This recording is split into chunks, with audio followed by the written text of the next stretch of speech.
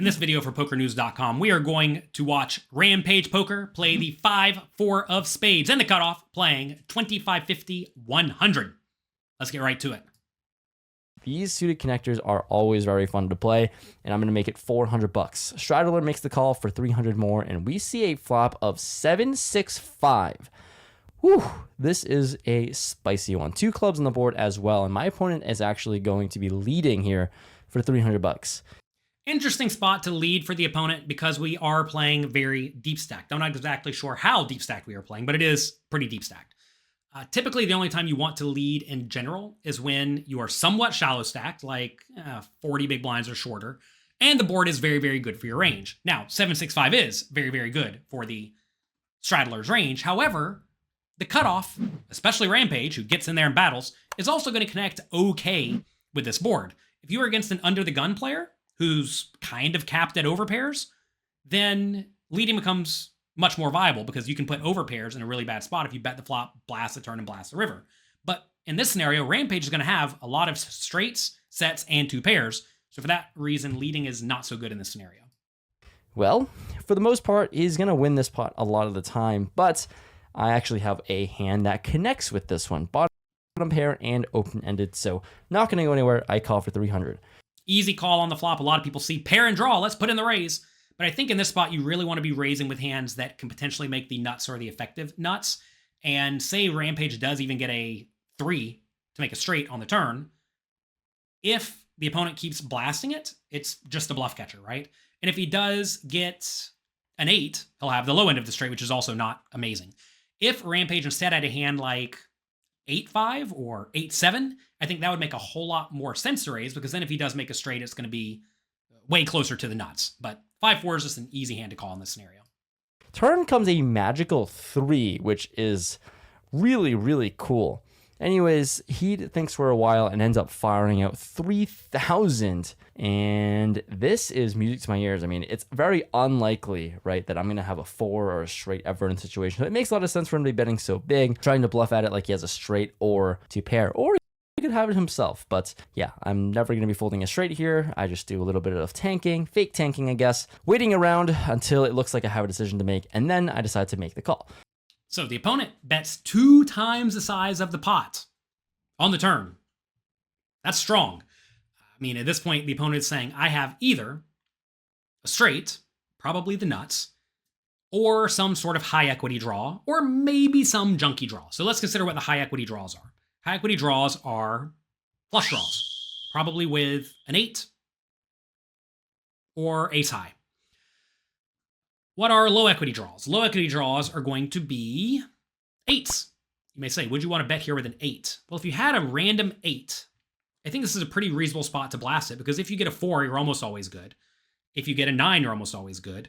And you can make a whole lot of marginal hands fold, especially for 2x pot. So I think those make a lot of sense to bet as well. And of course, the opponent had a straight. I think betting is also very, very reasonable. Rampage in this scenario realizes, yeah, I have a really good hand, but in this spot, if Rampage raises, the better straights are never going to fold, and I don't even think the chopping straights are going to fold. So yeah, you can force flush draws to put in more money. You can maybe make an 8 or perhaps a 9, like let's say king 9 fold. But I don't think you really mind keeping those in the pot in general, because quite often those are going to be sitting there with a busted hand on the river. They're going to bet, you're going to gobble it up and win a very, very nice pot. So good call by Rampage against a gigantic turn bet. So we've got a really big pot brewing here, and hopefully a big one's going to come. But the river comes the 4 of clubs. Oh my goodness. Flush draw gets there. My freaking straight is now, well, a straight on the board. So now I just chop. I lose to an 8. I lose to flushes, and my opponent actually checks. Whew, music to my ears. I don't have to put any more money in the middle, but I'm guaranteed not going to win this pot.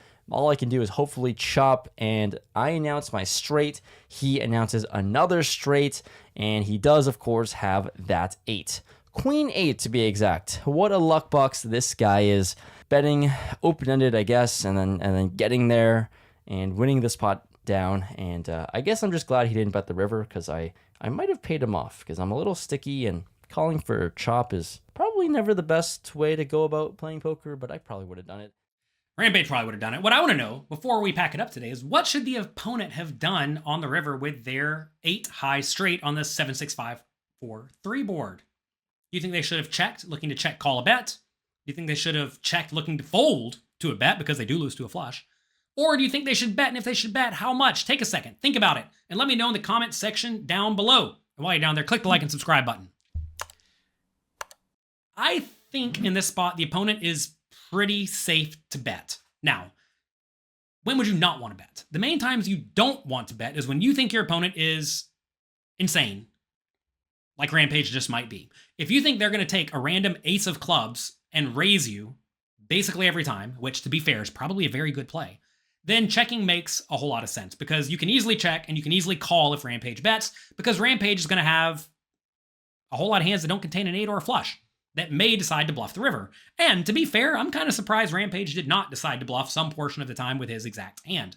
By the way, when Rampage does want to bluff the river, he would really like to have a club in his hand because having a club in Rampage's hand makes it way more difficult for the opponent to have a flush, which means he's going to get check raised less often. That said, I think in this scenario, the opponent against most players should feel pretty safe betting a medium amount or maybe even a large amount because if they do feel kind of pot committed, and maybe if they think you're never or rarely bluffing with a 9 or an 8 on the turn, I realize a 9's a bluff on the river, but if they think you're not going to be betting those hands on the turn, then they're going to feel kind of call happy on the river, especially against a smallish bet. I do realize in GTO world, maybe we want to be betting using a large-ish size, but against a lot of players in live poker, if you bet something like half pot on this river, let's say $3,500 into the $7,500 pot, if they're sitting there with the board, they're just going to call because they think, well, I got a straight. They could have it, but whatever, I'm getting pretty good odds. And they're going to give you an extra $3,500, which is substantial. So I think in this scenario, unless the opponent can kind of get the vibe that Rampage either just has a flush or is looking to put a move on you and put in a gigantic raise, then this is a spot where I definitely think going for value makes a whole lot of sense. That's going to be it for today. I hope you enjoyed today's video. If you did, again, click the like and subscribe button down below. I have a new book that came out. Oh my God, you can't see it. Let me get it. It's called 100 Essential Tips to Master No Limit Hold'em. We actually discuss this concept and many, many more. The book just came out. It is now in stock. Make sure you check it out. There are 100 essential tips. You can read them while you're on the toilet or in between poker hands. They're not incredibly long. They're all a page or two each.